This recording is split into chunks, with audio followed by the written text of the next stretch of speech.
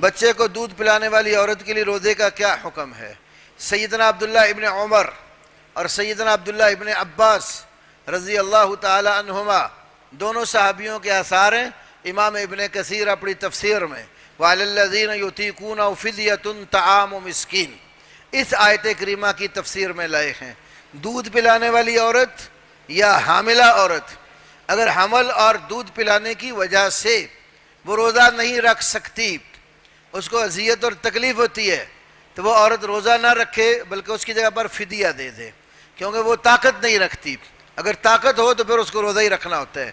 جس کو روزے کی طاقت نہیں ہے خواہ دودھ پلانے کی وجہ سے یا حمل کی وجہ سے، تو ان کو بھی ان دونوں صحابہ نے ایسے بوڑھے افراد کے ساتھ شامل کیا ہے جن کے اندر روزہ رکھنے کی ہمت نہیں ہوتی۔